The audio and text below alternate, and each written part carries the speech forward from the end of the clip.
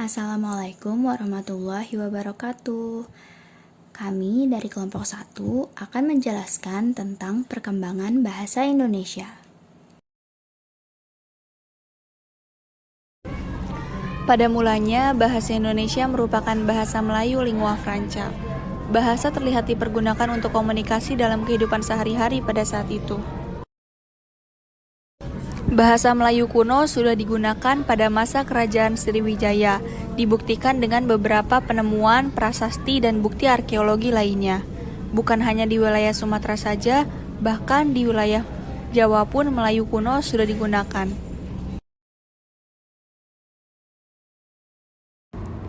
Dengan seiringnya waktu, kolonial Belanda datang ke wilayah Nusantara.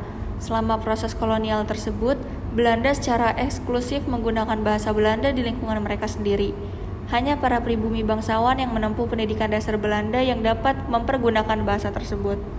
Sementara itu, bahasa sehari-hari yang dipergunakan dalam masyarakat adalah bahasa Melayu dan bahasa daerah setempat.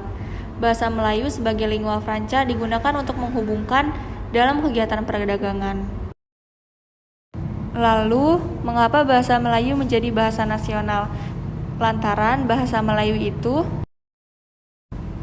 pertama, karena mudah diterima oleh berbagai etnik atau pihak, dan bahasa Melayu yang dikenal dengan Melayu pasar karena digunakan untuk perdagangan pada abad 19 akhir dan awal abad 20. Yang kedua, secara tata bahasa tidak rumit. Para penggunaannya lebih cocok dengan bahasa Melayu daripada bahasa Belanda yang cukup rumit.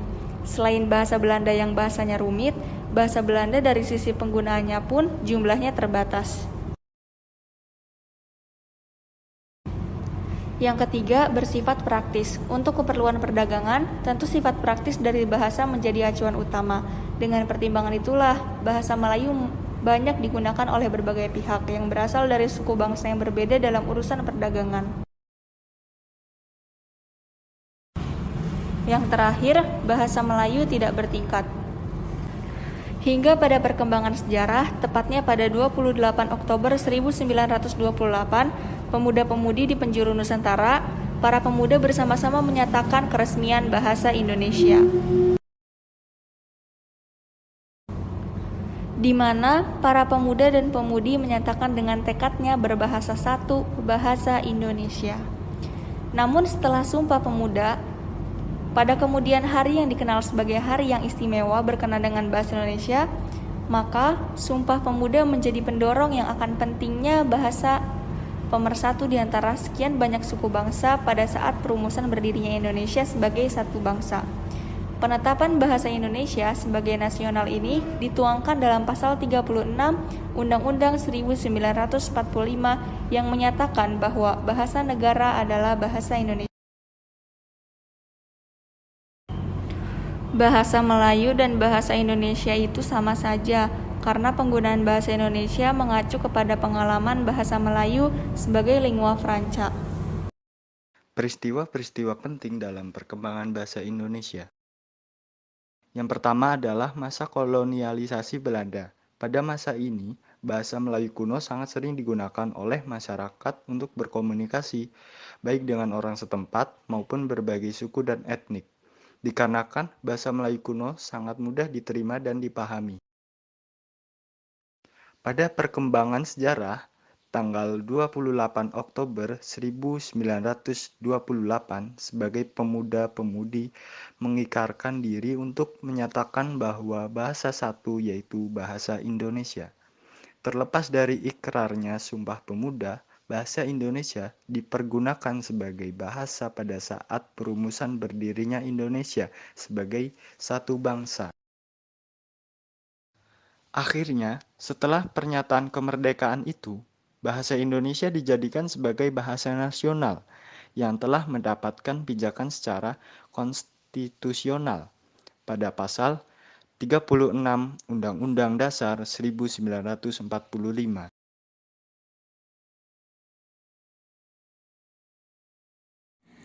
Bahasa Indonesia memiliki beberapa fungsi. Yang pertama, pemersatu masyarakat Indonesia. Artinya, bahasa Indonesia digunakan sebagai bahasa untuk berkomunikasi antar masyarakat Indonesia yang berasal dari berbagai suku dan budaya. Yang kedua, sebagai identitas nasional. Bahasa Indonesia merupakan bahasa sehari-hari yang digunakan serta menjadi ciri khas untuk negara Indonesia. Yang ketiga, kebanggaan bangsa Indonesia. Artinya, bahasa Indonesia dibuat oleh orang Indonesia serta sebagai bahasa pemersatu. Yang keempat, untuk berkomunikasi masyarakat Indonesia. Yang terakhir, fungsi bahasa Indonesia sebagai bahasa resmi kenegaraan, bahasa pengantar pendidikan, alat perhubungan tingkat nasional, dan alat pengembangan kebudayaan, ilmu pengetahuan, dan teknologi. Bahasa Indonesia memiliki dua kedudukan yang sangat penting, yaitu sebagai bahasa nasional dan bahasa negara. Sebagai bahasa nasional, fungsi bahasa Indonesia diantaranya adalah untuk mempererat hubungan antar suku di Indonesia. Lalu, ketika kedudukannya sebagai bahasa nasional, fungsi bahasa Indonesia yaitu yang pertama, lambang kebanggaan bangsa, 2. Lambang identitas nasional.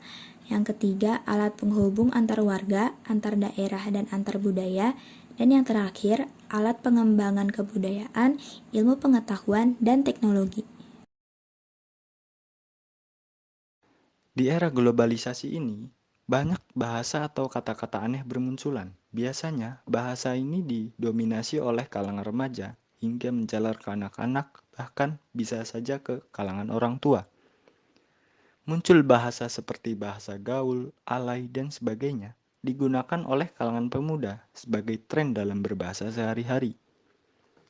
Media pun turut berperan penting seperti elektronik, cetak, internet, dan lain-lain.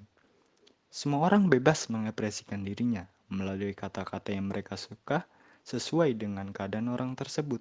Bisa kita bayangkan jika kita salah mengekspresikan diri dengan menggunakan bahasa seenaknya, tentu merupakan hal yang tidak wajar dan tidak etnis sebagai bangsa Indonesia yang mempunyai bahasa Indonesia yang satu.